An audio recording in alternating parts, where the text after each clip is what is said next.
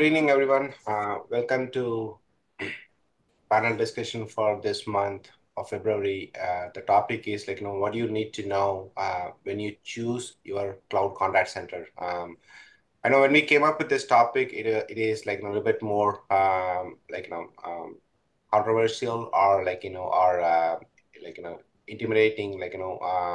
Is this even a topic or or is it so much information that we need to know about cloud contact center? Is it a big deal? Let's find out, right? Because when we come up with the topic, we thought through a lot of different things, and then we felt there are a lot of gaps to be filled, and we could help a lot of like you know experience and the leadership, from the different industry, panelists can add some points that can help understand it better or shed some light on it. So yeah, let's dig deep into this topic and then learn more, right? So about the topic itself, more than 50% of contact centers have moved to the cloud, and the rest are some stage of moving their operations, either partially or or in the middle of moving it. And platform providers have started thinking about it, and they have done some of the migrations, as I said earlier, and they are in the middle of doing it, or they're starting to think what are the different things that they can do and everything. So moving on box or an on-prem solution just to a data center is that enough to call it as a cloud based solution? Probably not.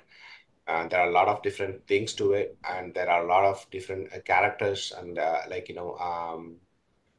features that have to be going along hand hand in hand. So to call it as a true cloud-based solution, right? So with that in mind, not all the cloud-based contact centers are same, and it varies a lot. If you imagine an on-prem solution varies big, and this is going to vary even 100 times, 1,000 times, literally, right? Because the limit is is only up in the sky. There is really no limit on how you can differentiate a product or a service from others, because you have access to everything because you are on cloud, meaning each provider have a capability to give a lot of different features and add a lot of different value for their customers, and in turn enabling their customers to generate a lot more revenue, or drive their business, make them a lot more profitable, and be part of the successful journey, right? That's what a true cloud-based contact center solution should be looking to do, and that should be their goal. And it is our best interest to look for the contact center solutions that are truly having that vision in mind, and what are they doing about it, and why would we choose them rather than something that is coming up really cheap, right? So let's dig deep, right? So this is about the topic, and let me introduce the panelists who all are here. So we picked three different unique panelists for this one. Let me introduce first Mithila Mahajan. So she's a global head of customer experience at BDX data centers. She is an experienced customer success professional with a demonstrated history of working telecommunications, consulting, and academics. She is skilled in service delivery, CRM, contact centers, customer engagement, and experience. She has participated in various forums and panel discussions on customer experience. So we look forward to hearing from her and her perspective. Welcome to the panel discussion, Mithila. Thank you, Uttaman. Hi, everyone. Thank you. Thank you for being here. So next panelist is Hemant Burman. Hemant is the business head at VCAL. He's a conversant with telesales, e-commerce, BPO services, energy savings, and a lead generations, overall, right? As a head of a successful BPO business, he handles the end-to-end operations and leads a team of 1,000 employees.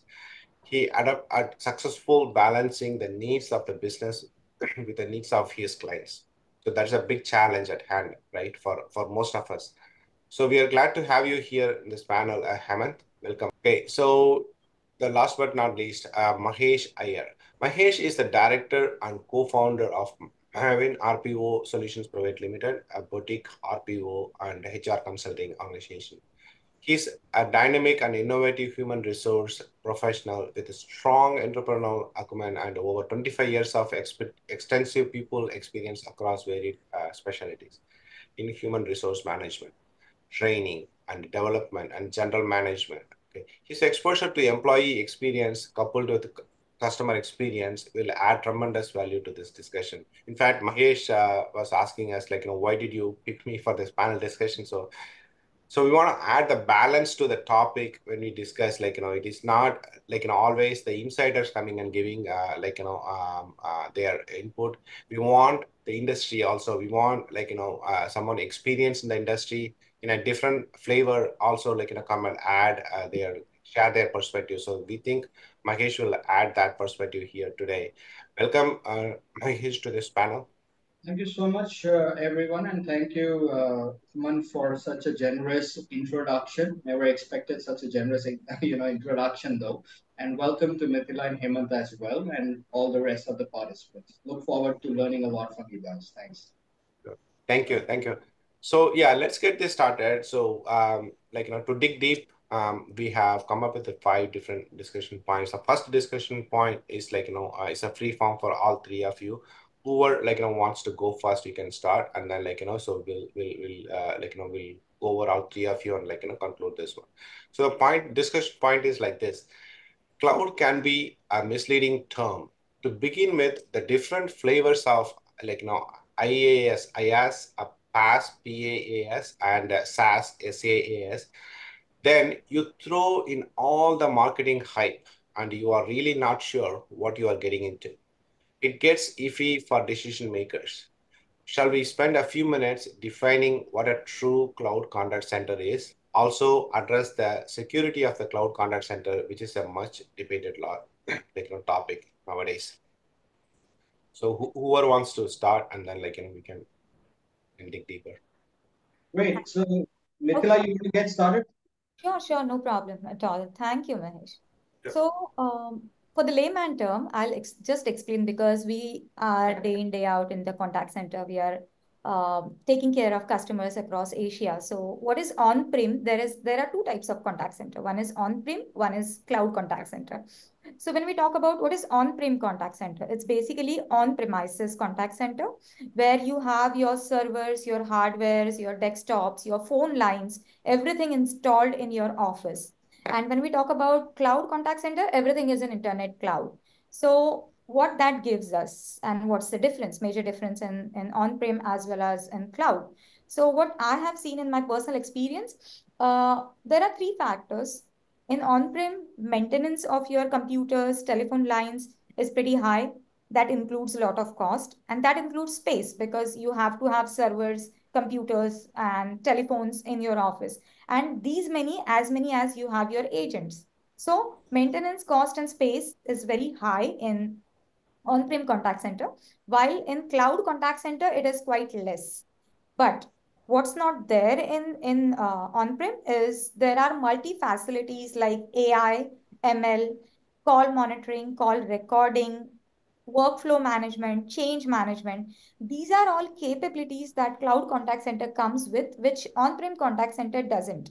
And most importantly, real-time analysis, like when the call is happening, the sentiment analysis of the customer. If the customer is angry, customer is sad, customer is happy about the interaction, all this sentiment analysis can also be done through AI in the cloud contact center, which is not there in on-prem contact center. And that's the reason, especially including my company, we were in on-prem contact center before COVID, and suddenly COVID hit, and we realized, oh my God, there is need for remote access, and that's when we moved to cloud contact center.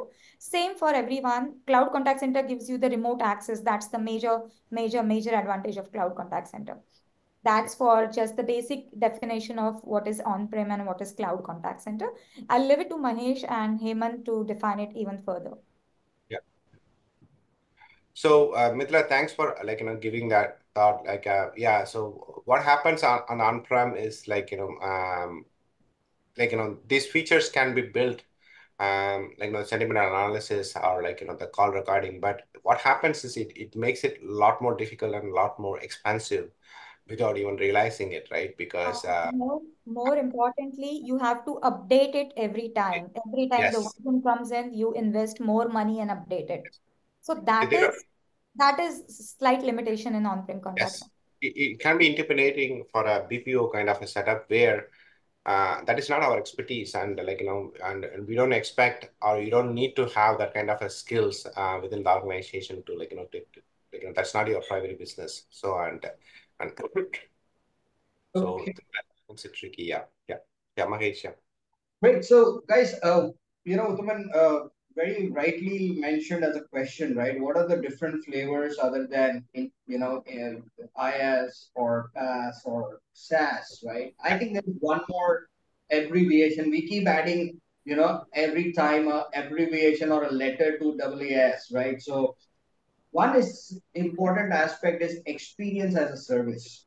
You yeah, know, I think this is one thing which is going to be a really, really critical as a KPI for most of the organizations, especially the chief information security officer of an organization to take that decision yeah, to migrate from a on-prem to a cloud, right? Especially from a contact center management standpoint.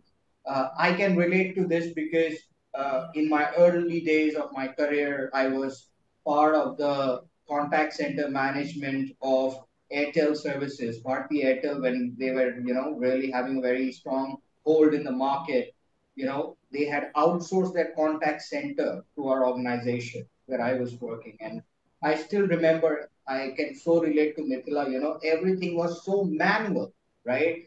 Now, even for a change of a particular configuration, or for that matter, putting a patch to a particular software, right? Whether it is nice monitor or for that matter, it is your dialer management, there has to be a policy manual, right? yeah, In today's parlance, if you have to look at that and study what is that policy manual, people will say it is information technology infrastructure library, right? Which is ITIL. A lot of people are doing courses in governance, risk, and management in information security, especially if you have to look at information security as a function.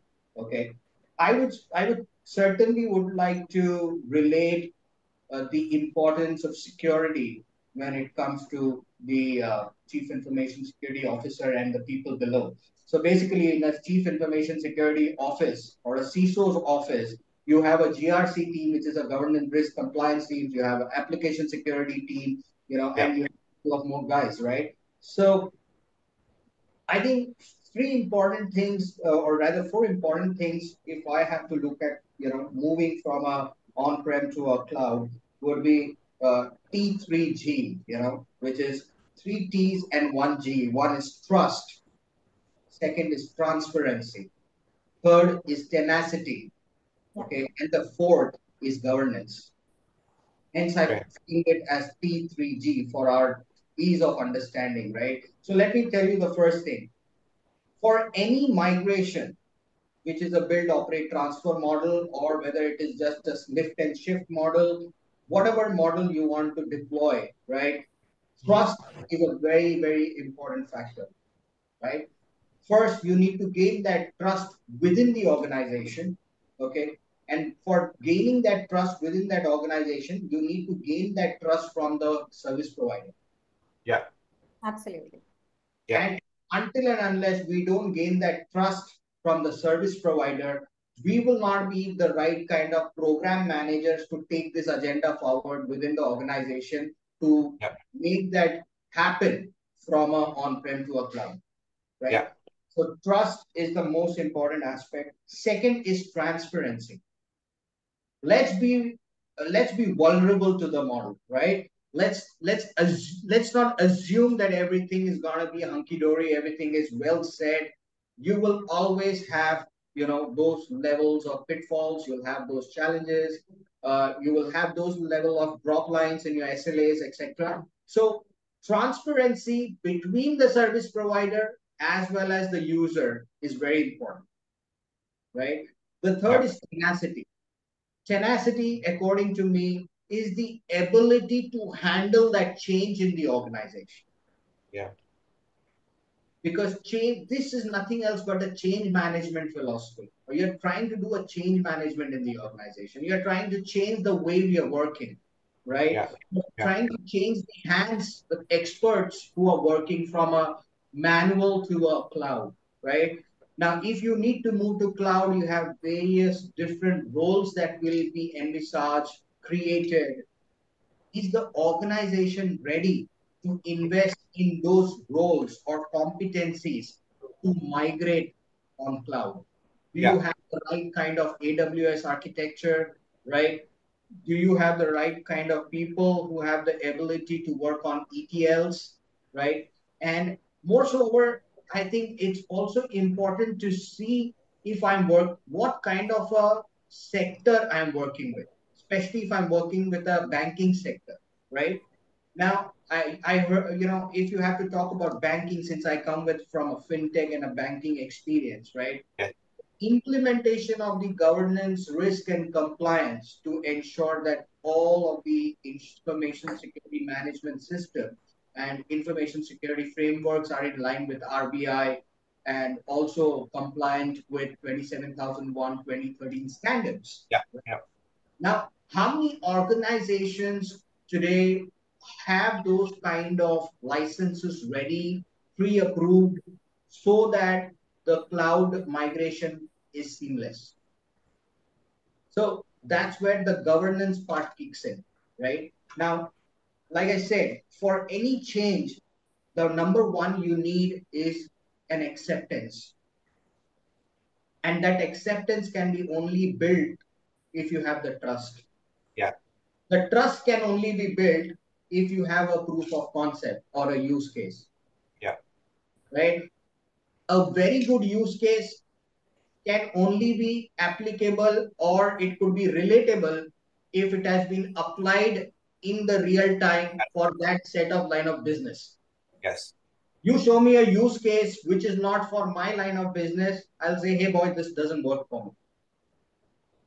Yeah. So it's a very vicious cycle, right? Yeah. So you have to build the trust. To build the Before building the trust, you need to gain acceptance. To gain acceptance, you need to have the right use case. To have the right use case, you need to have the right sector for whom you're giving that solution. Yeah. So that's my view on the first point. Yeah. Yeah. Yeah. Yeah. Thanks, Mahesh, for the detailed, explanation. Yeah, absolutely. So, it's not easy. Like, there are a lot of challenges this cloud based companies go through when they are trying to, push that services through. It's not an easy cakewalk, because there are a lot of concerns. There are a lot of points to be addressed, and there are a lot more questions at this point, than the answer. So, yeah, it's going it's quite challenging. So let's move to the second discussion point. How does the cost of a cloud contact center compare with the on-prem solutions? What pricing models are used by providers, and what gets covered in those? Does it make sense to invest in the cloud in the long term? So, see, basically, when we go, you are absolutely, on the trot. When we basically go for cloud contact center, what are the costs that are associated with setting up the cloud contact center, right? One is the cost that is associated, and then comes the pricing model, which is more of a recurring pricing model. So when we talk about the cost associated, there is a network cost because internet connectivity is the must. That's where the cloud actually is. One-time installation cost when any solution is deployed and installed, that one-time installation cost is also there. Yeah. Licensing cost, if any licenses, those are required for you to procure and be in the regulatory governance limitation, the licenses are required. Then comes minor cost, but the hardware cost. Now, Yeah. everybody will ask me, I said hardware is not required on cloud and on-prem, there is a lot of hardware. Then what hardware we are talking about? But if we are installing the application on laptop, then we need to have laptops. We need to have mics. We need to have telephone, not telephone particularly, but mobile phone to Yeah. install the application, to use the application on some smart device. It could be laptop, it could be your mobile phone, it could be tablet. So there is a hardware cost which is minimal, but it is there. Then comes the MRC. What is MRC? We talk about that's the monthly rental cost, right? Yeah. Monthly recurring cost, basically. So you have to pay monthly subscription fee to your provider. It could be in rupees, dollars, or pound, wherever you're hosted and based in. But your provider, like, there are big fish and there are small fishes, but your provider typically will charge monthly fees from you, which is based on actually two factors. I'll come to that later. And Sure. there are now this monthly fees comes with pricing models. I'll just cover two pricing models which are widely accepted in the industry. One is seat or the license per month pricing model. Yeah.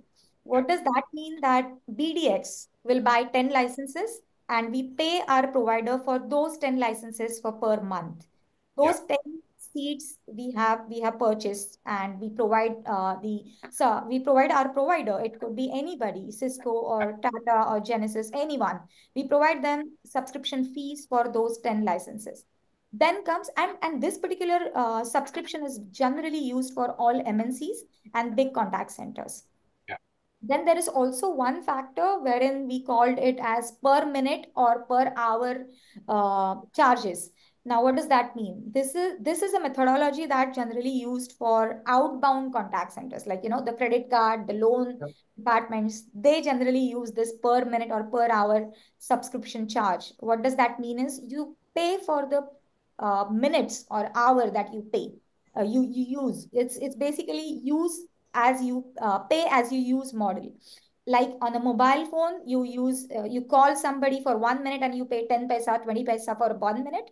Likewise, in the contact center solution, you will pay only for the minutes or hours you have used in that particular month. So Yeah. these are two major and widely accepted pricing strategies for the major ballpoint discussions. Yeah. Very, very well explained. Yeah, Mithila. Yeah. Yeah. Yeah. Mahesh, you're saying something? You were saying something. I think very important point that Hemant mentioned, right? It is about what is the time or when is the time, right? When you want to evoke your BCP, right? Yeah. Yeah. Now, when I'm already on cloud, why do I need a BCP, right? Just imagine, I come with that reference, Uthman, because I have served close to about 4.5, 5 years with WNS, which has one of the largest contact centers or a BPM in the country today, spread across 48 odd, delivery centers across the globe, right? So just imagine the kind of robust and scale in which the contact center operates, right? Now, I was just before this call, I was trying to just get some insights from WNS. Okay, I would not want to name who, but yeah, I think what's important to is to understand the messaging, right? So why should we also have a BCP, or whether a BCP is required when we are on cloud, right? Yeah. Yeah. It's a very debatable question, Yeah. right? Now, when it is a debate, it means that either you need it or you don't need it. It becomes binary, Mhm. right? But situations are not binary. Yeah. What if you don't have the right kind of bandwidth? Yeah. Your bandwidth collapses, your internet bandwidth collapses. Yeah. You can't shut down your operations. Yeah. You have to rely on PLC,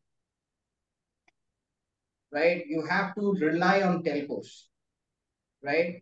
Now, most of the telcos have already migrated to cloud. So today, I don't need a landline phone or a Tata communication walkie-talkie, right? I Yeah. can just use a Geo fiber phone, plug in my LAN, and I can do a call, which is as simple as a landline phone. Yeah. Can I use my landline Geo fiber phone if I don't have the internet bandwidth? I can't. Yeah. Or it is switched off, phone is switched off. Can I use it? I can't, right? So I think as a user, it is very important to ascertain what scale of business operations we are talking about. Yes. Yeah. Are we talking about a 100-seater contact center? We are talking about a 20,000 contact seater, or we're talking about a 5,000 contact seater. So, going back to my first point, it is about the use case. Yeah. Yeah. Who are you dealing with? Yeah. And for that matter, if you have to do a good comparison of cost benefit analysis, okay, certainly as a HR, I would say I can drop my human cost by almost 44% if I'm going on cloud, right? I do close to about 40,000 bucks per contact center executive, right, without the supervisory level, which is per Yeah. month. So even if I take 100 such contact center executives, okay, spread across say a month, that would come to a neat 40 lakhs, wage Yeah. cost. Yeah. Yeah. Now, if I can drop 40% of my wage cost by going through cloud, I'm almost saving 16 lakh rupees Yeah. per month, Yeah. right? Exactly. Yeah. I'm trying to play around with the cost benefit analysis. Why should I Yes. go to cloud, right? Now, Yeah. that 16 lakhs that I would save a month, maybe I could have a small BCP plant and say, hey guys, if not 100, at least I have 25 people in my BCP who are not on cloud, okay, so that my business is 24 by 7. Maybe the call volume would increase, inbound calls would increase, etc. Outbound calls, exactly. We can work that out based on the targets, etc. if we go live. But for an inbound call center, for example, an airline industry, can you afford to shut down your inbound call center for a high volume travel day for an airline industry? You can't, Yeah. right? So that's where a BCP has to be evolved. Absolutely. Yeah. Mm-hmm. So that's where I would say, in today's parlance, contact center management or cloud contact center management can always be looked at in two perspectives. One is the ability to take a migration of a new change in the way we work to gain 24 by 7 SLA. Second is the ability to be risk averse Yeah. and then build a model and see which is working better, from a cost benefit. And of course, cloud will always stand out as compared to physical on-prem solution, right? But at some point in time, it will always have its own flavor of pitfalls, right? But yes, I agree with Mithila and Hemant. I think it's very important to look at it from a change of lens. Yeah. Yeah. Yeah, so now let's move to the third discussion point. This is for Mahesh. Um, People say the most significant advantage of the cloud is its ability to easily integrate with other best of breed applications and provide a single view of your customers. How does this work in real time? Can I call my customers directly from my CRM or ERP system?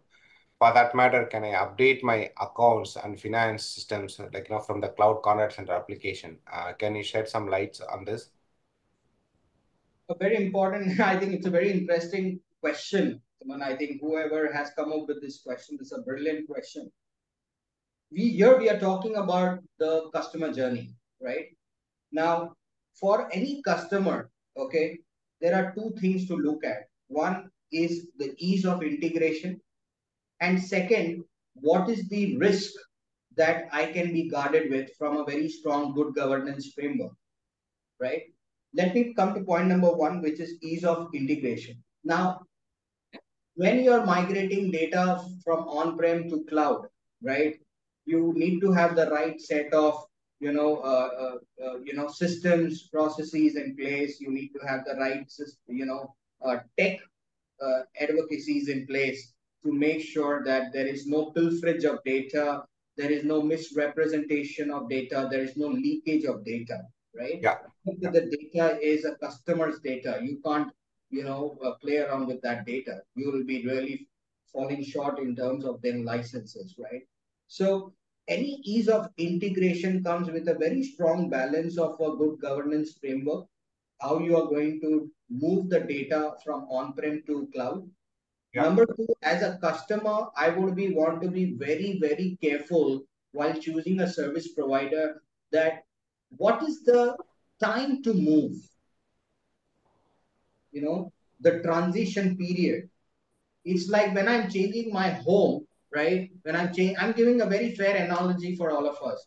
When Yes. we plan to change our house, right? When we want to Yeah. buy a new house, I already have a plan in mind. I know there are different milestones or toll gates by when I will get into my new house and do a housewarming, and that night onwards, I'm going to be at home. Just Yeah. imagine that period of time when I have a planned resource planning done, where I'm going to do my housewarming, and that day I see a bunch of civil workers breaking the wall. Just imagine what would be the thought process. Yeah. Insecurity, haplessness, don't know what to do next. Should I book a hotel? Should I go somewhere else? Should I stay with my aunt? Should I stay with my family? It's the same analogy when you're moving to cloud as a user, as a customer. What is that time frame, that migration period, that gestation period to be comfortable where you are? Mhm.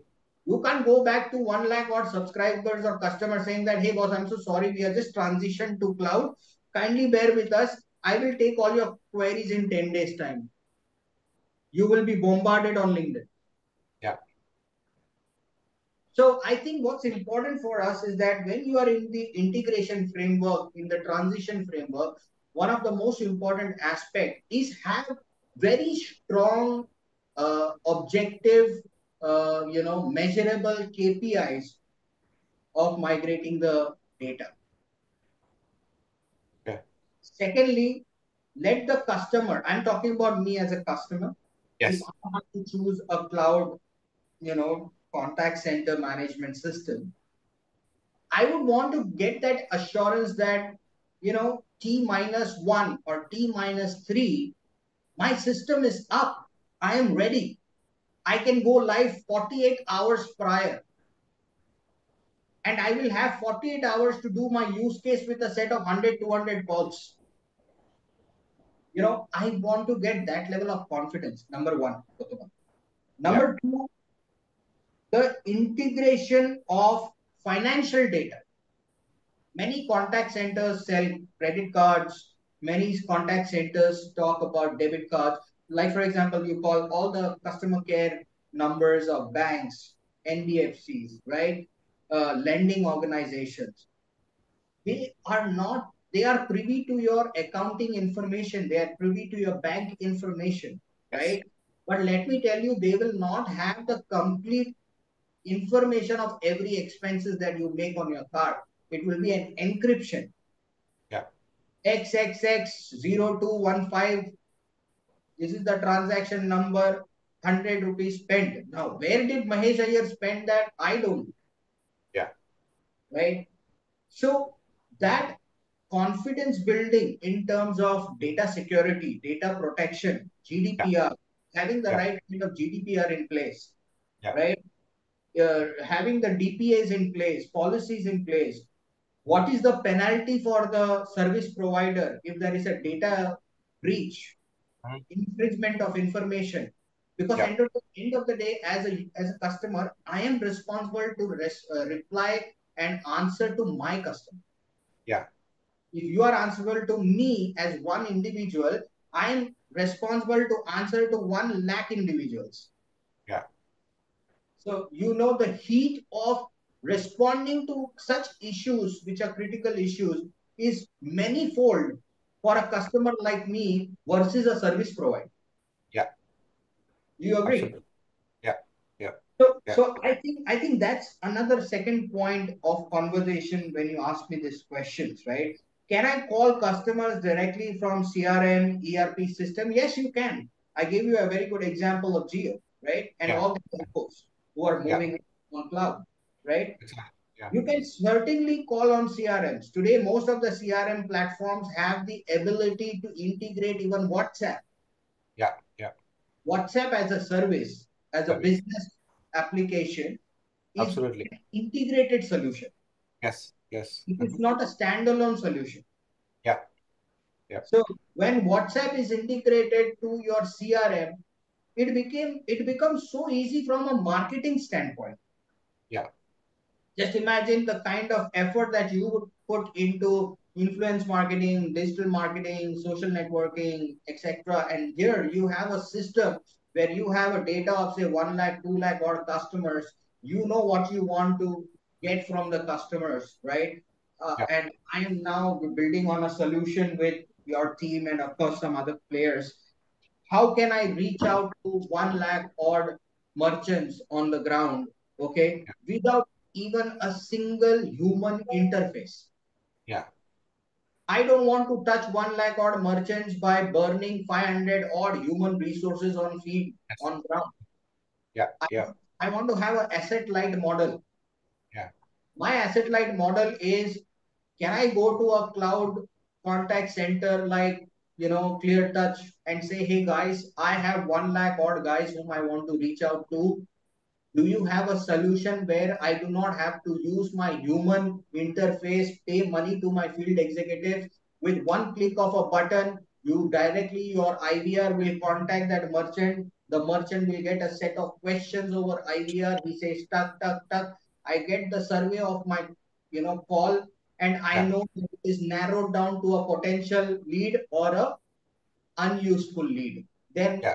at the end of the day, my experience is very simple. Out of 1 lakh odd merchants who are cold customers or cold merchants, Clear Touch gives me a sample of say 10,000 merchant, 10% conversion out of that 1 lakh, and say, Mahesh, you asked for 10,000 such or 10% bare minimum baseline of conversion of that Yeah. 1 lakh data. Here it is. This is the report. This is your data analytics saying that these are the customers who are interested to do Yeah. business with. Yeah. So Yeah. that's how I put this integration model in. Sure. Yeah. Yeah. Thanks, Manish. Yeah, that makes a lot of sense, right? And it saves money and the time, especially.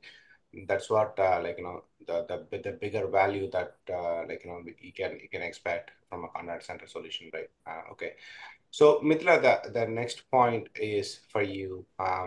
What pitfalls, now that we have talked about a lot of good and great things, now let's talk about what are the things we should be aware of, right? So, the pitfalls should you guard against while moving your contact center to cloud? Are there any checklists of do's and don'ts that one need to follow? What are the biggest red flags in such migrations? Can you name three of the most critical things one should know? I'll name slightly more because three are top three, and then there are some other pitfalls which we cannot ignore, right? Yep. Yep. So what happens is generally when we talk about migration, Hmm. the most important factor is time and planning and resources when you Yeah. want to move from on-prem to cloud contact center. Now, I'll start with the pitfalls, which is one of the most important and where we generally fail. That is security. And I'll brief it a bit because security is one of the major components why contact centers, or for that matter, any company who are based on cloud can fail. We have heard Verizon, we have heard Twitter has been attacked. Why? Because there was a security failure. There was one study I was reading that IBM particularly has actually come up with the data that $3.92 million are spent for data breach. Why? Because there is a lack of security. Now, what happens when we talk about security? What are the key practices and what we miss out? Mhm. Uh, One of the things that I personally feel that there are three factors that we can go for. One is access based role or access, role-based access particularly. What does Correct. that mean is there are different agents, and then there are supervisors, then there are team leaders, then there are managers. Yeah. So people who are at the designation should be able to see what they should be able to see. Yeah. An agent should be able to see contact numbers, call volumes, but not sentiments or analysis of the call. That is something that a supervisor should be able to see. A Yeah. financial reports or the billing reports or confidential, more confidential information of the customer. The manager Yes. should be able to see. Yes. So role-based access is one of the key parameter that one should look for when we talk about security. Yeah. Then Mahesh rightly said encryption. What does encryption mean in the technical term? I'm going slightly technical, but I'll try to keep it as simple as possible. So encryption is basically nothing but you cannot see or you cannot access what is locked, what is Mhm. covered, basically what is encrypted. Yeah. Now, SSL VPN, TLC, VPNs, all of these certificates, and there are ways that you can actually provide the encryption to all your files and your folders. We Yes. use VPN to transfer the data. It is one of the safest. I'm not Yeah. saying it cannot be breached, but it is difficult to breach for sure. Yes. Encryption limits the risk of attack and hacking. So Yeah. encryption is the second factor for security. The Yeah. third factor I will conclude with for security is threat monitoring and audits. What one has to do is continuously, there is Google, there is Azure who provide threat monitoring services. What does they do basically? On a monthly, daily, weekly basis, they check on IPs, those who are trying to connect to your cloud, trying to connect to your database. MAC IDs trying to connect to your database and try to eliminate those who are not registered or those who are outsiders. See whether there is a possible attack. And then there is an audit that happens on a weekly as well as monthly basis. We Yeah. personally do this audit on a weekly basis and check if there is any threat for vulnerability or for the attack. Not Yes. that that there is no possibility of attack, but that definitely reduces possibility of attack. So Yes. security is one of the pitfall. Mhm. Second comes compliance. You have to be in regulatory framework when you want to move from on-prem to cloud contact center. So Yes. compliance becomes one of, because data is stored and processed on cloud in particular. Now there are certain laws, like for example in India you cannot take the data out. In Hong Kong you cannot take the data out. You have to have that within the country. Now what Yes. does that mean? That you have to have your data center, it should be hosted within the country. So Yes. these are regulatory framework that you should be aware of, you should be taking care of. Now comes right solution and right provider. Yeah. Now, what does right solution or right provider mean? I came across with clear touch solution, and I personally feel that that's exactly what customized solution should look like. When you want to choose a CCAS solution, CCAS is contact center as a service. Yeah. So in that framework, you need to consider five factors. One is the cost, then features, what all features you are getting, like AI, on-time analysis, recording, all of it. So features, then comes your disaster management.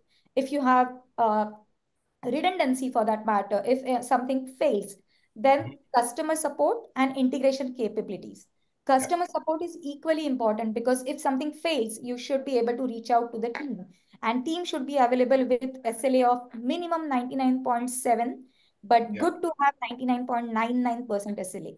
So Yes.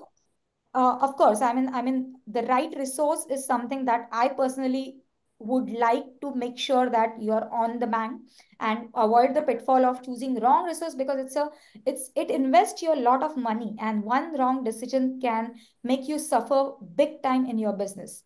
Yeah. Then, of course, then these three are major, but then we also have other factors like improper planning, which Mahesh already covered, that what requires when you move from one place to another. Even for moving your house from one city to another or one building to another, you need to plan how are you going to move.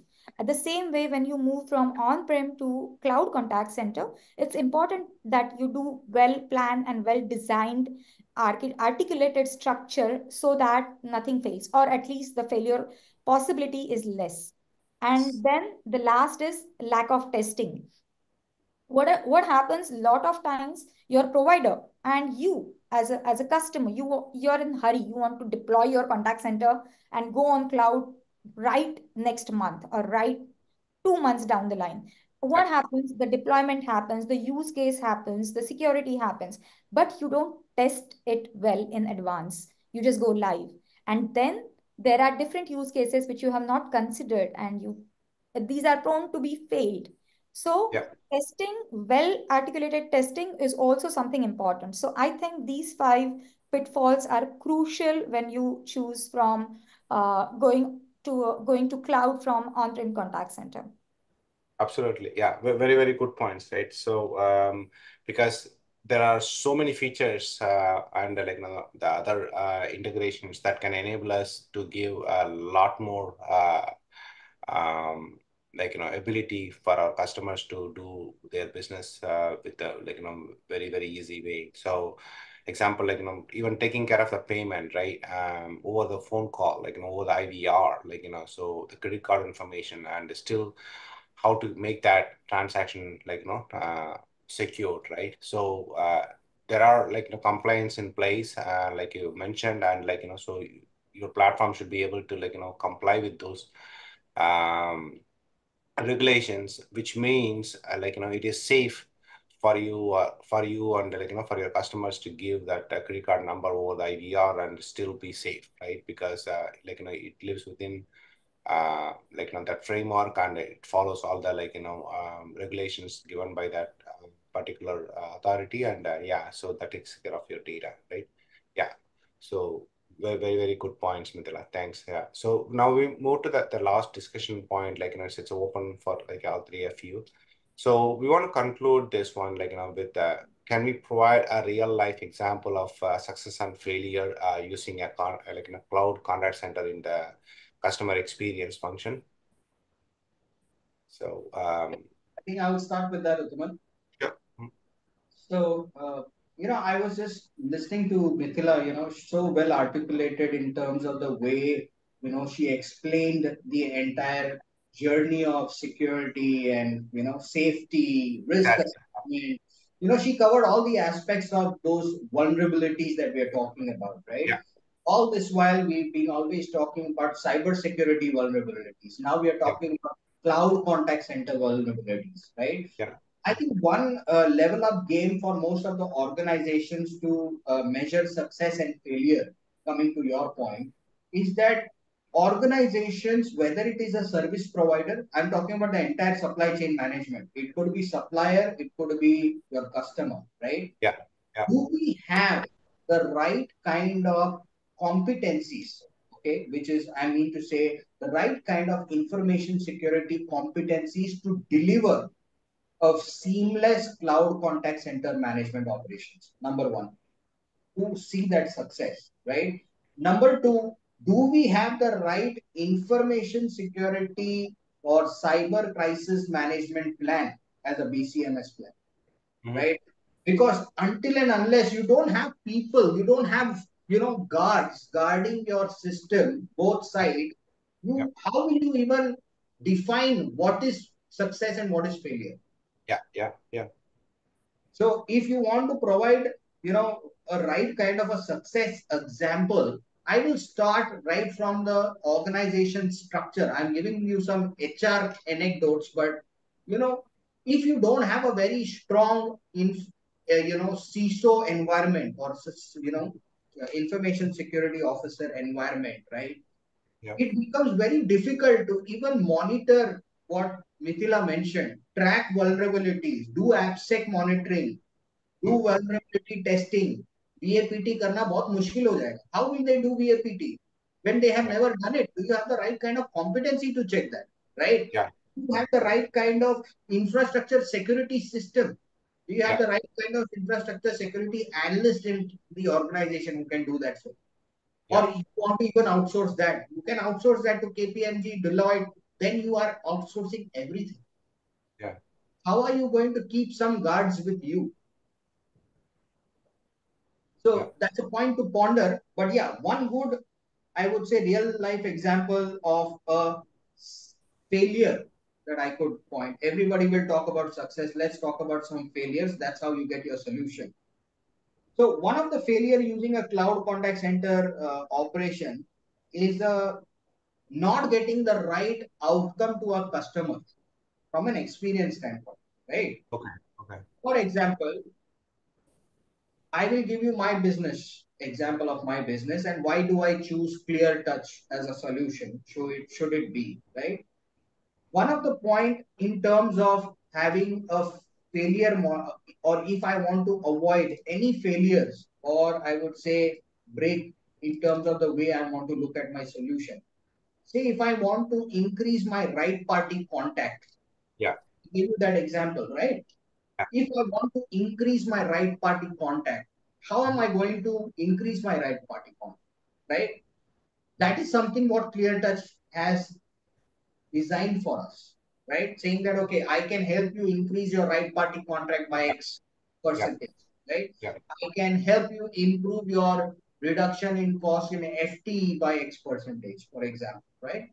Now, one of the failures that I would want to avoid as a customer is, can I have a KPI coming from service providers like you saying that, boss, if I don't give you such right party conversions Mhm. out of the list of gross leads, then I'm not going to charge you any.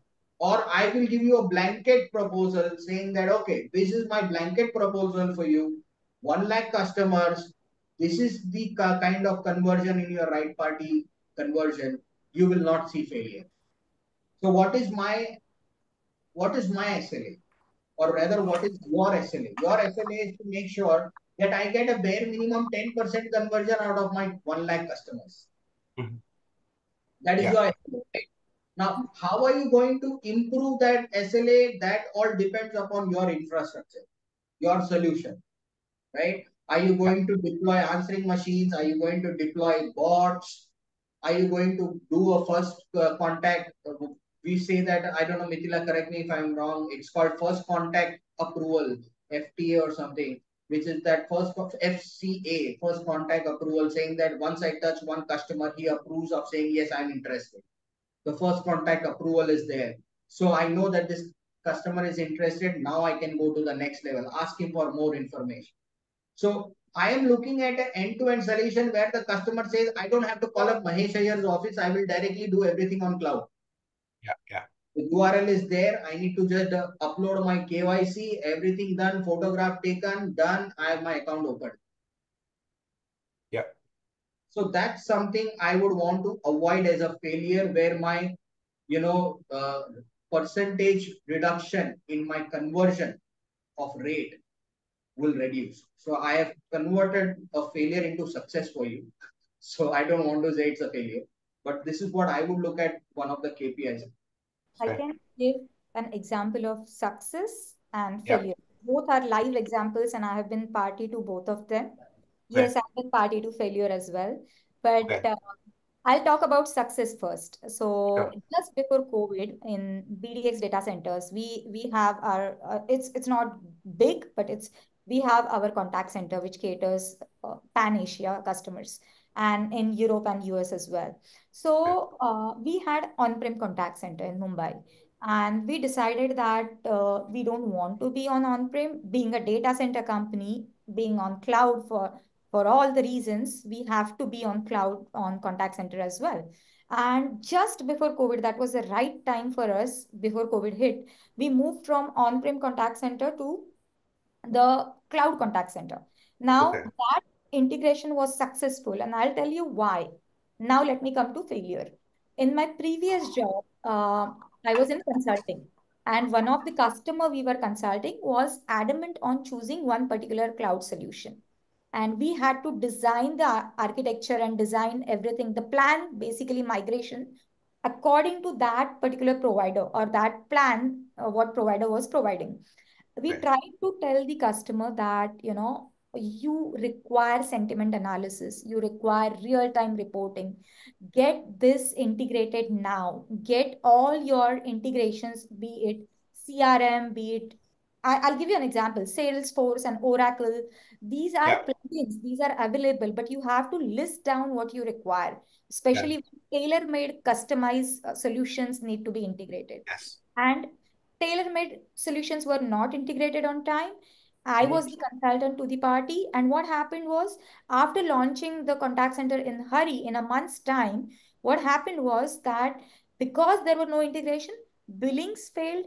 Because there were no integration, vendor management failed, because it was all manual at the back end, and the contact center did not have any visibility to it. So that's Wow. the reason what is important is integration, security, and personalization is Yes. really important when you go on cloud. And Yeah. because I had that failure experience, I believe that BDX, we took 2 months time, we analyzed all the solution, we decide and design what we need, and we hit it. So BDX was a successful launch, while I have witnessed a failure and I know why it failed. Yeah, absolutely. Yeah, it's a good example. And and these things take time, right?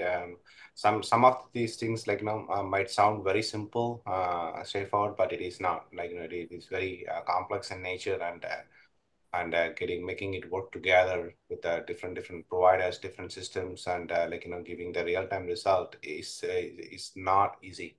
It is challenging, and it can take time. So it's better to be prepared, and like you suggested, make it upfront, and so go with the plan, and have those things listed, and take care of it, and then go live, which is a better bet. Yeah, otherwise it can lead to Absolutely. a So, well, absolutely. one point, I was also evaluating one of the service providers. I don't want to give the name, but Yeah, it's a very big name in the industry. They've been in the yeah, contact center management business for long. Now they are producing that as their own product as a service, right? So I was evaluating that as well. yeah, So I think what is important to also assess is the growth with the generative AI and the hybrid cloud approach. You know, right. I think that is also going to be a very important point to accelerate your business agility. Yes, yes, yeah, absolutely. Yeah, yeah, good point, Mahesh. Yeah, yeah, yeah. So, thanks so much for all your input and everything. So, so we that concludes our all five discussion points. Now, so we will open the floor for audience for their questions. So, Abdul, you want to take the questions and read it out, or in the text, whatever the way, go for it. While you're doing that, I'll thank panelists for their time, and so that way we save some time. Okay. So I know we are on time right now. So thanks so much for all three of you, Hamant, Mithila, and Mahesh, taking your time and being with us this evening. It is privilege to talk to all of you and learn a lot from your experience, and it has been a great learning for all of us, and I'm sure our audience find the same way, a lot more information they learned today, and I'm sure it's going to be useful for them. And so we thank you so much, and we look forward to talk to you on a different forum, the same format or different format, in different cities, in Mumbai, or where we are planning to have different kind of format. So we will be in touch soon, and looking forward to be talking to all of you soon as well. Okay, thank you so much for all three of you.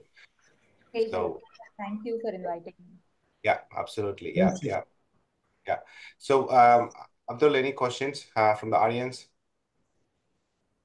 Yes, sir. Yeah, My question to Mithila ma'am.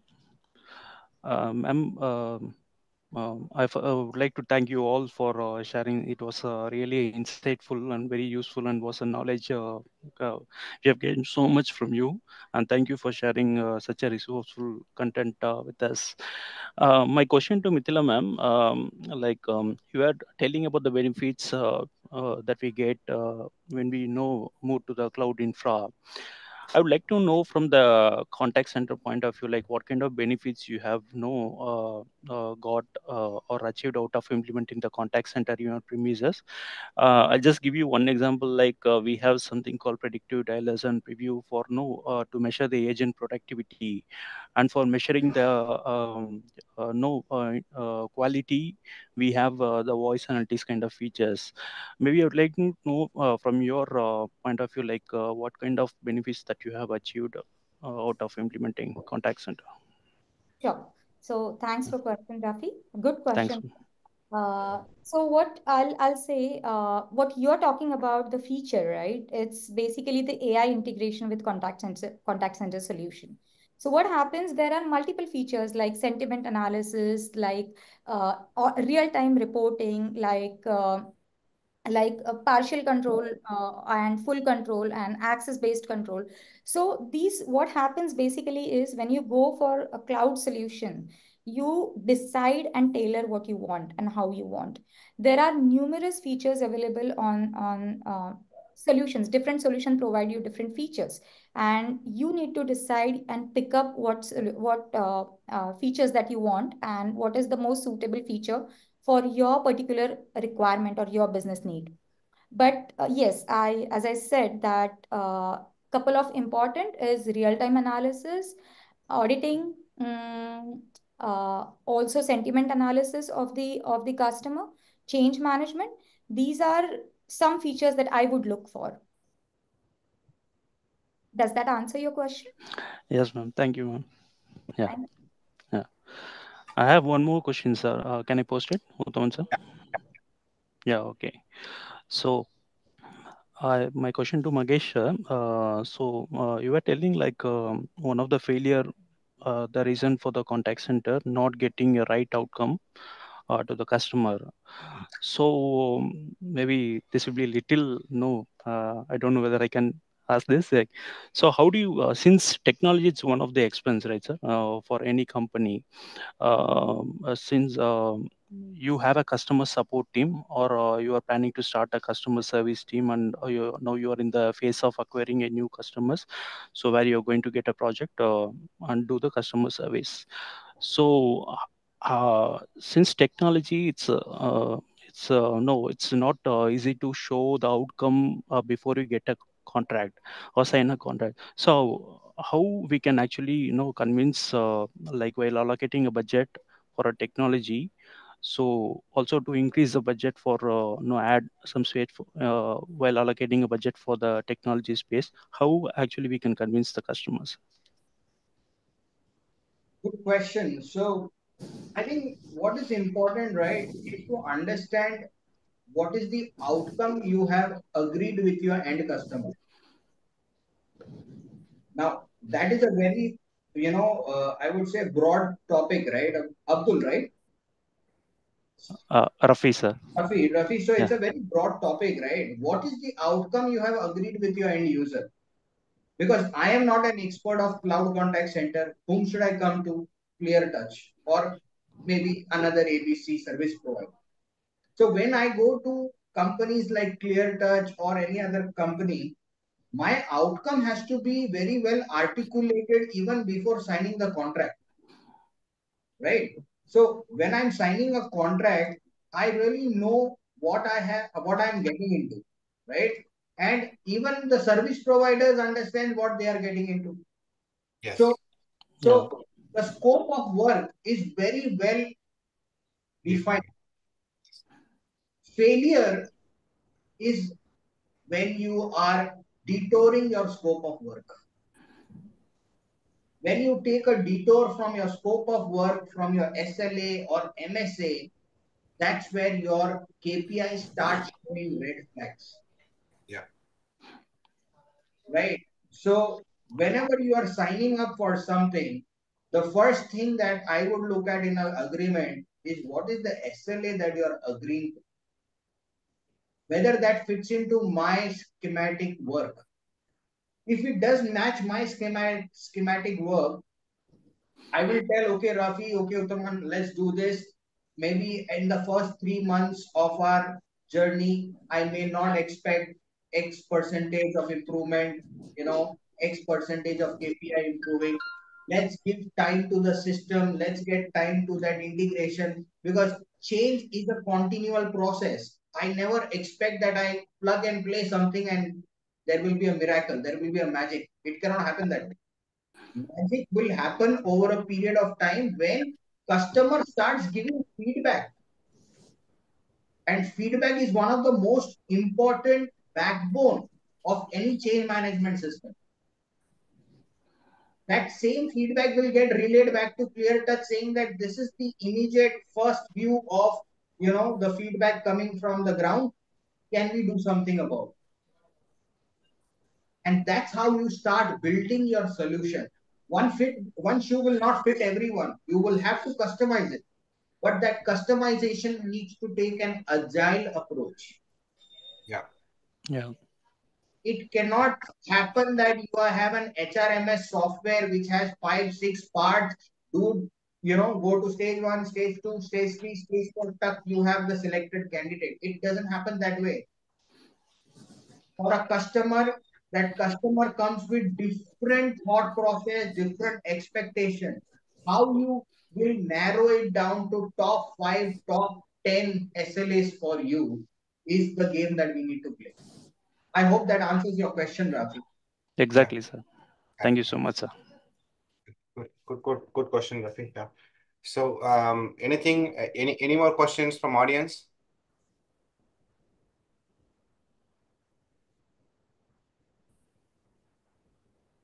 Okay, there is a question from Pawan Shetty.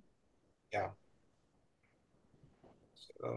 Question is, since AI is making a lot of noise, impact around the globe, how it will impact the cloud contact centers, voice bots.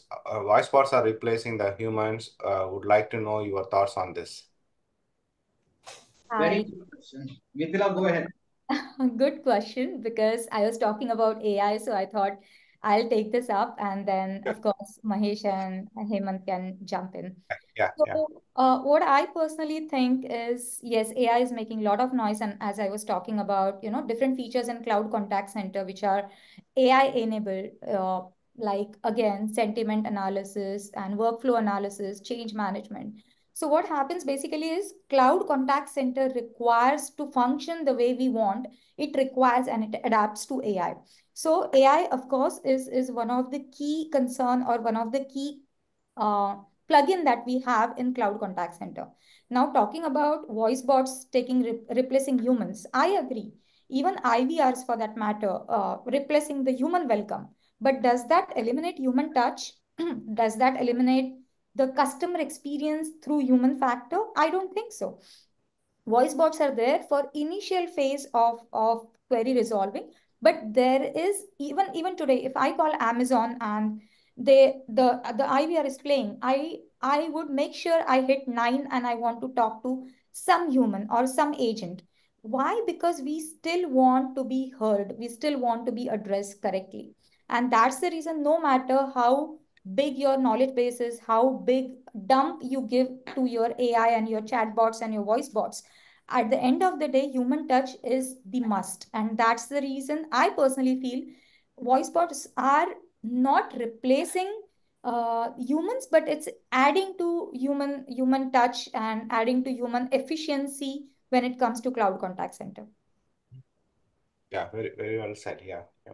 I have a little opinion which may not completely get aligned to Mithila's answer. But yes, Okay. Mithila is absolutely right. Human touch is important. I'm a HR guy. I will never say human touch is not important. But I look at it a little differently with the change of lens. If I am investing in cloud contact center, I am talking about dropping my cost of operations. You know, my cost of operations talk tells me my bottom line.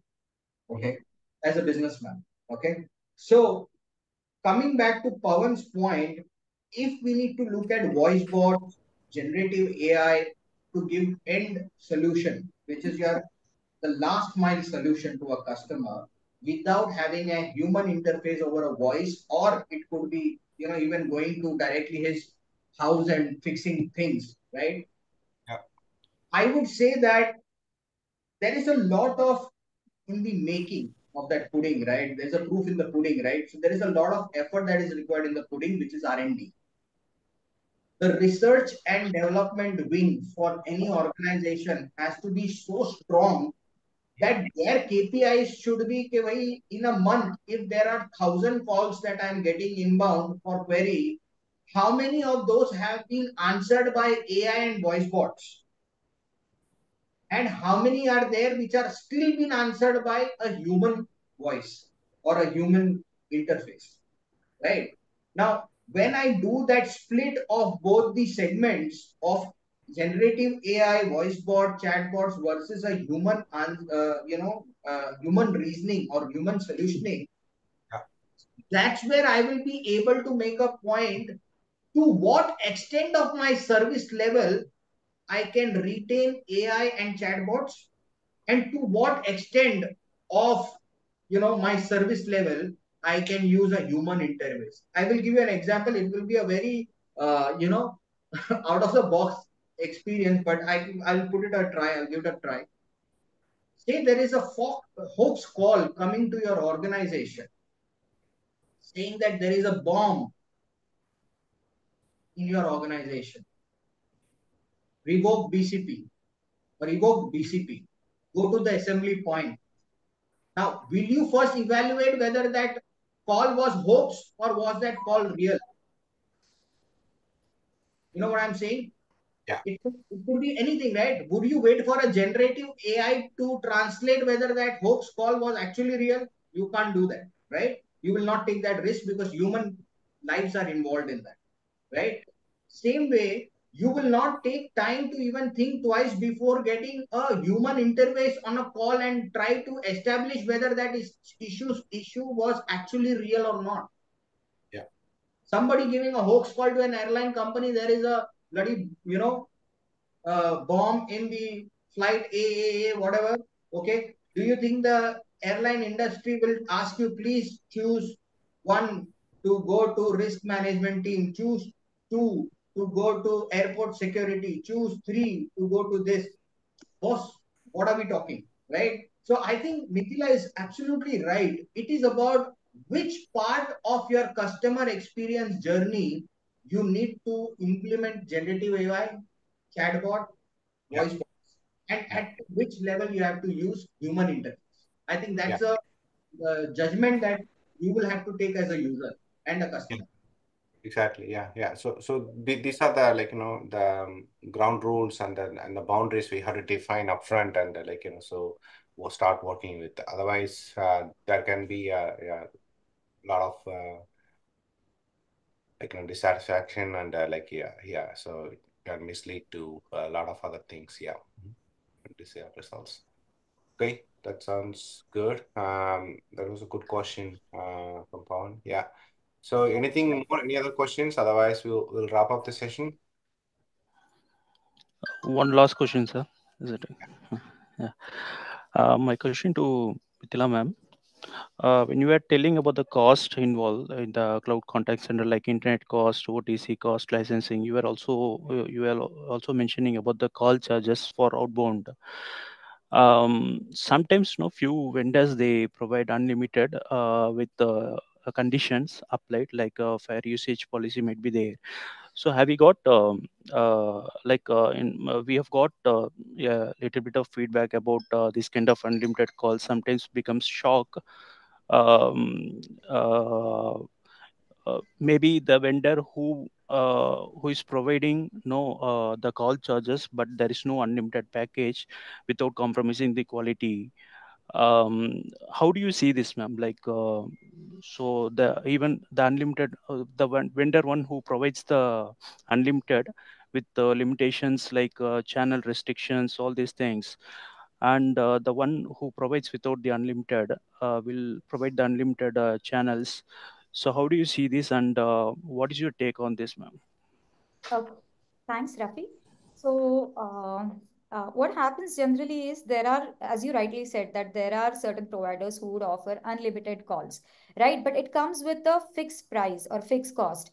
What happens? Like you subscribe for a mobile plan, you subscribe for 299 rupees plan, and that comes with unlimited calling, because your calling margin is already factored when the plan is designed, right? And when you implement the contact center solution, your tentative call volume is already studied by the subscriber before giving you the unlimited call plan.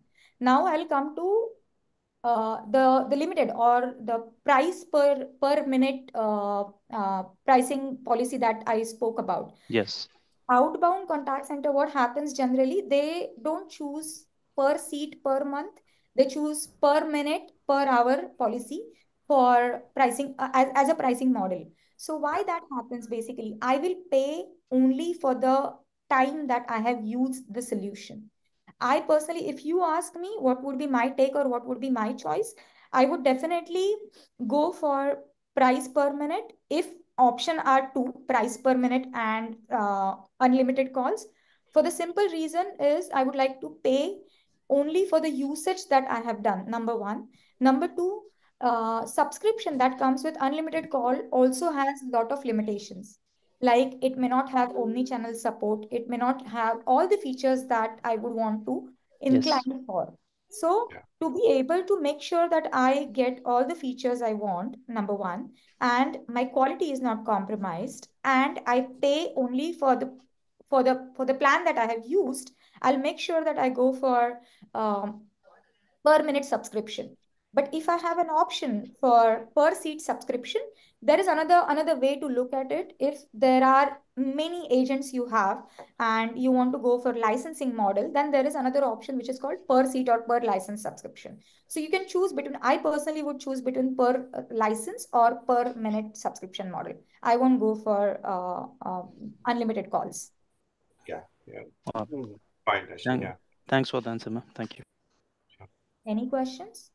Mithila, hi, I'm Kiran here. I just need to understand something about omni-channel, which you just mentioned. If you could just elaborate a bit on that. Okay. Hi, Kiran. Thanks. So basically what happens is when we talk about omni-channel, right?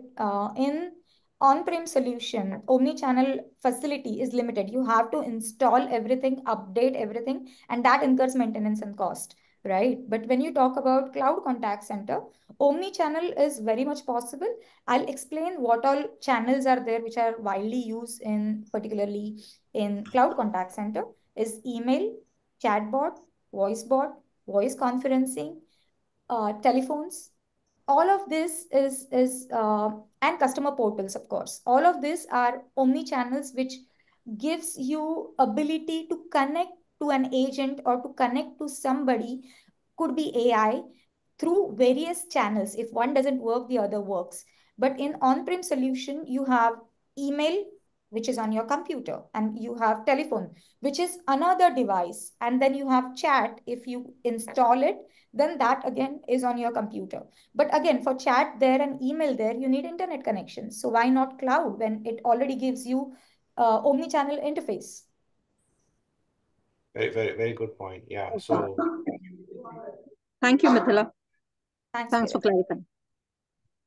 yeah, very good question and very good explanation, Mithila. Thanks for that. Yeah, because when we think about like a lot of different things, like it sounds so simple, but it is not that simple, right? So you have to think that through really, really like deep, like to see what is that you're trying to solve, and like whether this platform can really solve that or not, and like that's very important. Otherwise it's going to like lead to a misunderstanding and like so, like eventually a failure, so which we don't want to, like Thanks. so yeah, we should avoid that. Yeah, yeah, yeah.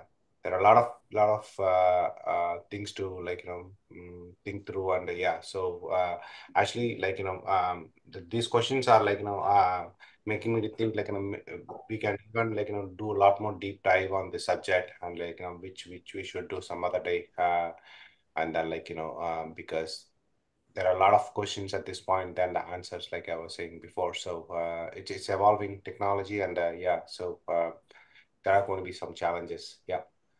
So with that, so I would like to thank one more time, Mithila, Amant and Mahesh for your time, and so we appreciate taking precious time from your busy work and life, and and helping us understand this difficult topic this evening. So thanks so much, and we're looking forward to be talking to you soon in some other time, some other different forum.